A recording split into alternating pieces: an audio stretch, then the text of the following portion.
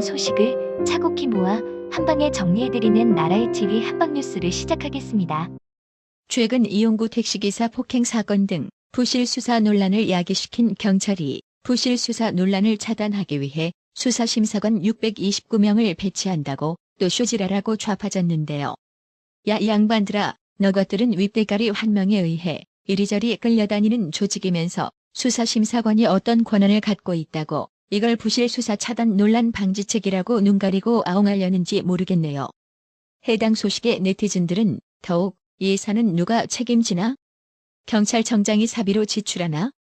한심한 것들, 지들 돈 아니라고 먹고 살만한 사람들 자리 막 늘리네라고 조소하며 힐난했습니다. 이인영 통일부 장관이 탈북민들의 북한 인권 관련 증언에 대해 확인과 검증이 부족하다고 발언한 것과 관련 일부 탈북민이 이인영 장관을 허위사실에 의한 명예훼손으로 검찰에 고소했습니다. 북한 인권단체 사단법인 물망초는 지난 20일 오후 2시 서울 서초구 서울중앙지법 인근에서 기자회견을 열고 탈북자 4명이 이인영 장관을 허위사실에 의한 명예훼손 혐의로 서울중앙지검에 고소장을 접수하기로 했다고 전했습니다. 북한 인권단체 물망초는 이인영 장관을 고소하는 탈북자들은 대한민국에 정착한 이후 기회가 있을 때마다 자신들이 겪은 인권유린의 실상을 증언해왔다며 탈북자들의 증언은 검증이 필요하다고 말하는 것은 탈북자들의 명예를 심각하게 훼손한 처사라고 주장했습니다.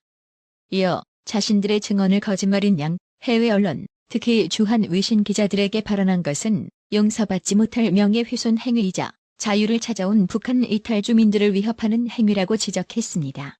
허구한 날 북한 인도적 지원 타령이나 늘어놓고 있는 이인영에게 묻고 싶은데요. 북한의 김정은이 말은 잘 첨이 들면서 왜 탈북자의 증언은 믿지 못해 외신 기자들 앞에서 검증이 필요하다라고 말했던 걸까요? 공직사회를 바꾸기 위해서는 적극 행정이 필요한 것입니다. 그래서 국가 정책의 방향에 법의 잣대를 들이댈 경우에는 공무원이 위축되는 거죠.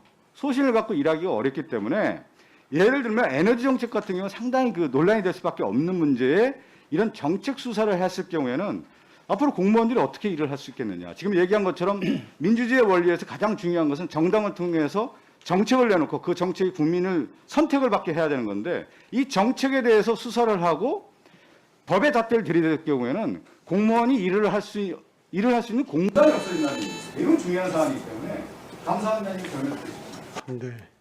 민주당은 문재인의 탈원전 정책에 대한 감사원 감사와 검찰 수사를 권력기관의 월권이자 정치수사라고 비판해왔습니다. 민주당 박성준 의원은 지난 22일 국회 법제사법위 회의에서 정책에 대해 수사를 하고 법의 잣대를 들이댈 경우 공무원이 일할 수 있는 공간이 없어진다며 정책 수사를 하면 어떻게 공무원이 소신을 갖고 일할 수 있겠느냐고 황당한 억지 주장을 펼쳤습니다. 그러면서 문재인의 공약 이행을 방해하는 것이라고 주장했습니다. 행정행위에 법의 잣대를 들이대서 안 된다는 표현에는 동의하기 어렵습니다. 공무원의 행정행위도 법에 정해진 절차에 따라서 투명하게 해야 됩니다. 그렇기 때문에 공무원의 행위에 대해서 법의 잣대를 대서는 안 된다는 표현은 아마 그런 뜻으로 말씀하시는 건 아닌 것 같아서 제가 그냥 그 정도로 넘어가겠습니다. 그리고 정책에 관해서 저희들이 판단한 게 아닙니다. 정책 수행 과정에 있어서의 적법성을 본 겁니다. 그러니까 그 점 상당히 좀 오해가 있으신 것 같아서 그 부분 저희들이 감사한 내용은 정책 수행의 그 목적 설정 자체를 본 것이 절대 아니다.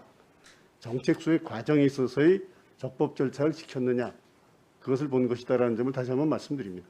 이에 최재형 감사원장은 공무원의 행정행위도 법 절차에 따라 투명하게 해야 한다면서 공무원의 행정행위에 법의 잣대를 들이대서는 안 된다는 내용에 동의하기 어렵다고 말했습니다. 그러면서 공약한 사항의 정책 수행을 제대로 하는 것이 맞는다며 공약을 이행하는 것은 수단과 방법을 가리지 않고 모두 정당화된다는 주장은 아니지 않느냐고 반박했습니다. 또 최재형 원장은 원전에 대한 감사는 정책을 판단한 것이 아니라 정책 수행 과정에 있어서의 적법성을 본 것이라며 정책 수행의 목적 설정 자체를 본 것이 절대 아니고 적법 절차를 지켰느냐를 본 것이라고 했습니다. 최재형 원장은 감사 결과 보고서를 좀 자세히 보면 이해할 수 있다고도 했습니다. 참고로 이번 월성 원전 감사 결과 발표는 오는 3월로 예정되어 있습니다. 이런 것도 있는 것 같습니다. 화이자 모더나 같은 경우는 엄청나게 비싼 가격이고 상업기관들이고 미국 회사들이고 그리고 지금 어마어마한 돈을 놓고 싸우는 중이잖아요. 반면에 아스트라제네카는 영국 회사고 연구소이고 가격도 싸고 이 아스트라제네카가 동시에 나오면 화이자 모더나가 돈 벌기 어렵겠죠. 그렇죠. 그런 측면도 있을 거라고 봅니다. 그렇죠. 저는. 안 팔리겠죠. 지금 들으신 내용은 서울시민 세금으로 운영되는 TBS 교통방송 진행자 김어준이 대한예방의학회 우한 코로나 대책위원장 김오란과 대담하면서 아스트라제네카 미 FDA 승인 문제를 놓고 화이자 모더나는 비싼 미국 백신이고 아스트라제네카는 싸게 내놓은 영국 백신이다. 아스트라제네카가 잘 팔리면 미국 회사들이 돈 못 벌리니까 FDA에 아스트라제네카의 승인을 늦추도록 힘을 쓰는 게 아닐까 한다는 취지의 황당한 의혹을 제기하는 부분인데요. 진짜 아무런 근거도 없이 그냥 생각나는 대로 저짓거리는 이런 게 바로 가짜뉴스 아닐까요? 그것도 서울시민 세금으로 운영되는 방송에서 말입니다. 온라인 커뮤니티에서는 이런 김어준이의 황당한 발언들을 소개하며 김어준의 무책임한 발언을 비판하는 댓글들이 이어지고 있습니다. 우한 코로나 백신 접종 순서가 오면 바로 맞겠다는 성인이 전체의 절반에 약간 못 미치는 것으로 나타났습니다. 한국사회여론연구소가 TBS 의뢰로 지난 19일에서 20일 만 18세 이상 유권자 1,020명을 대상으로 조사한 결과 순서가 오면 바로 접종하겠다는 응답은 45.8%로 나타났습니다. 접종을 미루고 상황을 지켜보겠다는 45.7%, 백신을 맞지 않겠다는 5.1%로 집계됐습니다. 잘 모르겠다는 3.4%였습니다. 이처럼 국민 절반이 아스트라제네카 백신에 대한 불신이 이어지는 가운데 청와대 국민청원에 아스트라제네카 백신 대통령이 먼저 맞아야 한다는 청원글이 올라왔는데요. 청원인은 아스트라제네카 백신을 요양원의 환자들에게 먼저 접종할 게 아니라 먼저 국가를 운영하는 대통령과 국무총리 그리고 국무위원들이 모범을 보이고 민주당 국회의원과 당직자들까지 먼저 맞는 모범을 보여 국민들이 요양원 환자들이 안심하고 맞을 수 있도록 해주시기 바랍니다라며 나약한 요양 환자들을 실험 대상으로 삼는 것은 국가를 운영하는 책임 있는 모습이 아니지 않겠습니까라고 청원 이유를 밝혔습니다.